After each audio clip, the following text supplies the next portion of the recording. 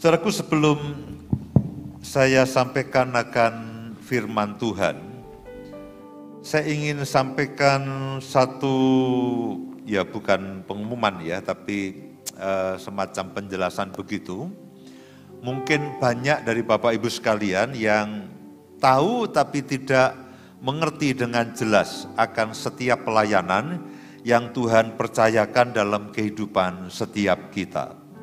Kita punya banyak pelayanan, ada panti asuhan, ada Victory Plus dan sebagainya, dan kemudian juga yang lain-lainnya.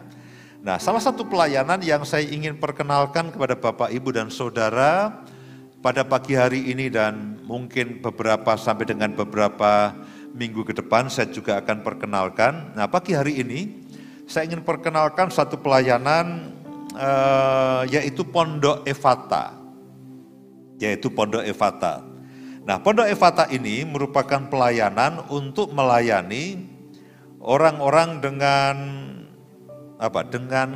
gangguan jiwa atau yang istilah sekarang itu ODGJ, orang dengan gangguan jiwa. Nah, sebelum nanti ini sudah ada gambar pertamanya. Ini adalah gambaran daripada pelayanan. Tujuannya adalah untuk menampung, merawat, dan memulihkan orang-orang dengan ODGJ atau orang dengan gangguan jiwa. Nah, pelayanan ini itu sebetulnya sudah berdiri sejak tahun 2001. Jadi berapa tuh umurnya ya? 21 tahun. Berdiri pada tahun 2001, tepatnya pada tanggal 6 Agustus. Jumlah murid yang pernah dilayani itu sebanyak 80 murid. Semuanya tentunya ODGJ. Yang 20 murid sudah pulang ke rumah Bapa di surga. Yang 6 orang kembali ke keluarganya. 29 itu kabur, saudaraku. Jadi mereka kadang-kadang punya kemauan sendiri, tiba-tiba hilang begitu saja. Entah bagaimana caranya, tiba-tiba hilang, ada yang memanjat pagar dan sebagainya. Lalu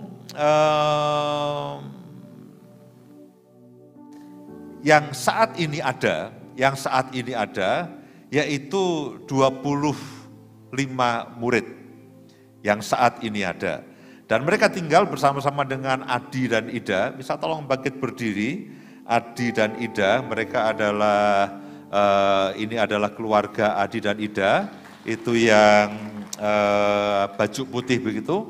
Kalau yang birunya apa nih? Oh, ini dengan tim volunteer yang ada. Silakan duduk kembali.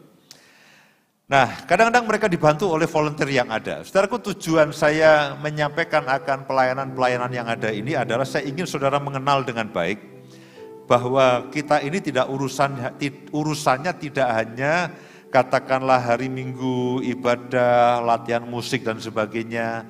Tapi kita juga mau menjangkau, mau melayani orang-orang yang katakanlah terpinggirkan, termarginalkan, orang-orang yang tidak banyak menarik perhatian orang yang lainnya. Dan tentu saja kami membutuhkan akan dukungan Bapak Ibu sekalian, karena pelayanan ini bukan pelayanan yang mudah, bukan pelayanan yang ringan, bukan pelayanan yang populer, saudaraku. Ini pelayanan yang betul-betul membutuhkan anugerah dan kasih karunia yang ajaib. Ya, berkali-kali saya sampaikan bahwa mereka ini diberikan kasih karunia untuk melayani, untuk merawat, untuk menjaga, dan bahkan tinggal bersama rata-rata dengan 25 orang ODGJ.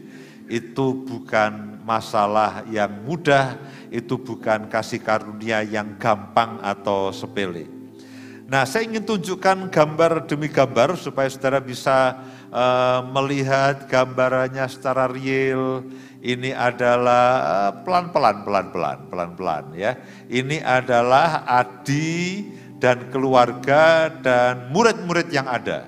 Ini komplit, ini yang sekarang ini ya.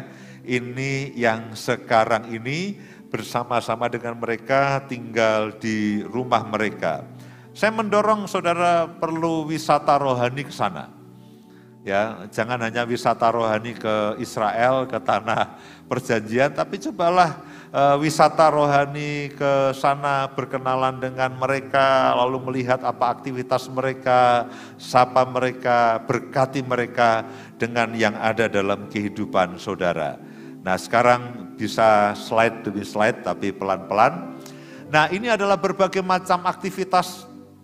Ada banyak kelompok yang sudah mengenal mereka dan acap kali mereka mengunjungi, mereka memberikan bantuan kepada teman-teman di Pondok Efata dari berbagai macam kalangan, dari masyarakat, dari beberapa perkumpulan, dari beberapa toko, bahkan dari pihak desa, kelurahan, kemudian juga dari Polda dan sebagainya, dinas kesehatan. Jadi banyak yang sudah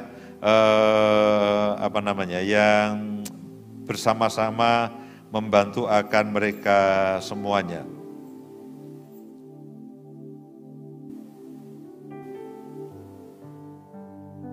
Gambar berikutnya silahkan. Ya, ini adalah berbagai macam aktivitas. Ini kalau tidak salah pada waktu pembuatan KTP. Jadi mereka sekarang sudah punya KTP dengan bantuan dari pemerintah desa, mereka sudah resmi menjadi warga negara Indonesia. Ya, tandanya adalah mereka punya KTP. Silakan gambar berikutnya. Ya, ini berbagai macam masyarakat yang peduli. Ini penyerahan KTP, serah terima KTP pada 25 murid, kemudian juga berbagai macam donasi yang diserahkan baik secara personal oleh pihak swasta maupun oleh pihak pemerintah. Berikutnya,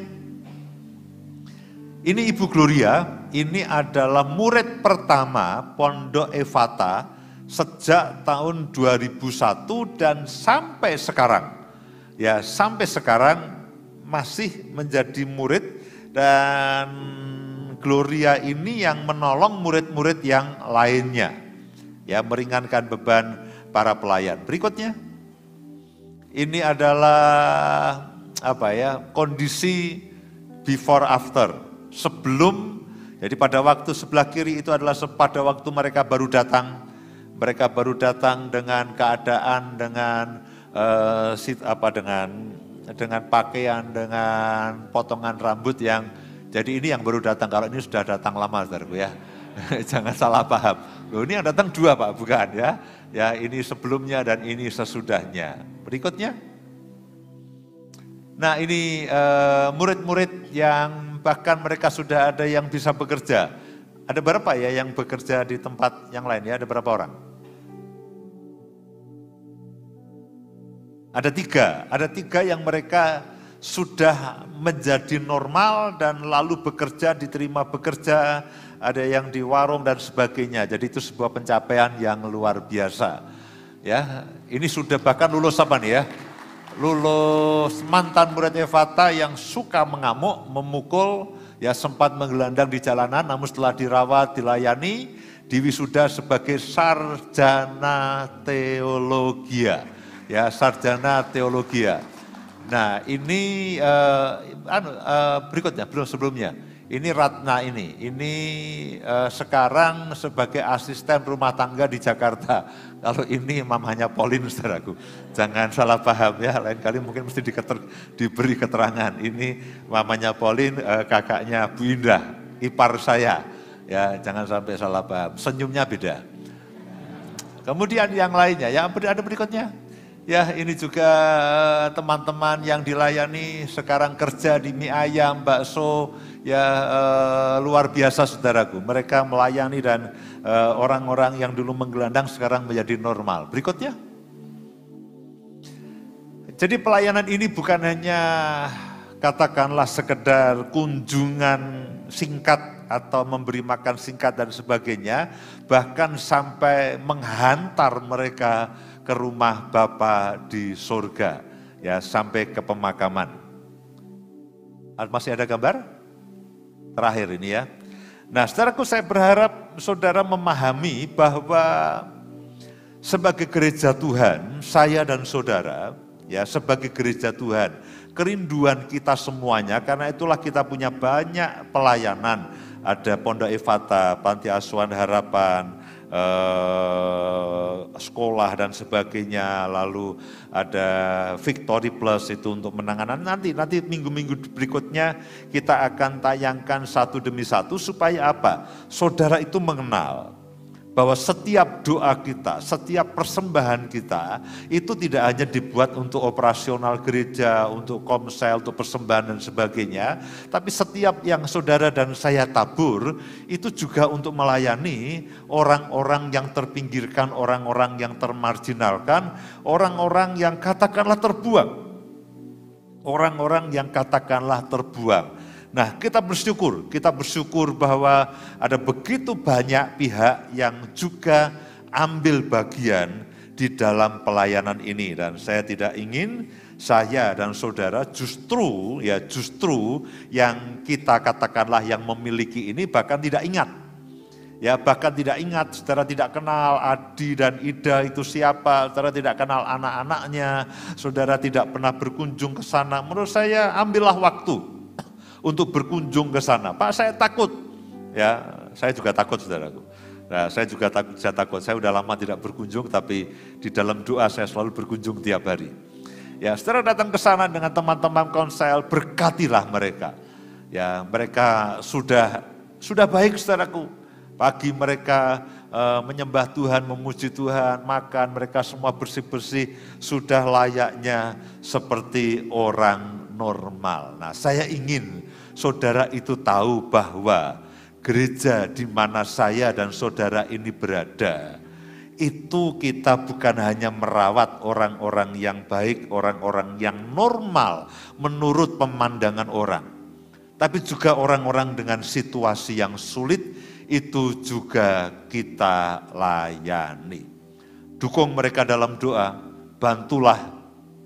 Ya, saya tidak sempat kirimkan ya beberapa kelompok itu membuatkan kloset, ya kamar mandi yang sangat bagus. Saya kirimkan, barangkali bisa ditayangkan bahwa kamar mandi mereka ini sekarang sangat amat bagus. Mana ya gambar kamar mandinya? Itu ini bahkan lebih bagus daripada kamar mandi saya, saudaraku. Lebih bagus daripada kamar mandi saya yang di rumah. Mungkin juga lebih bagus dari kamar mandi kebanyakan saudara. Ya, saya kirim ke Niko, barangkali bisa dengan cepat ditayangkan. Gambar kamar mandi ini sekelompok orang, ibu-ibu dari satu instansi, mereka membuatkan kamar mandi untuk mereka. Ya, apakah bisa cepat dengan ditayangkan, Niko? Ya.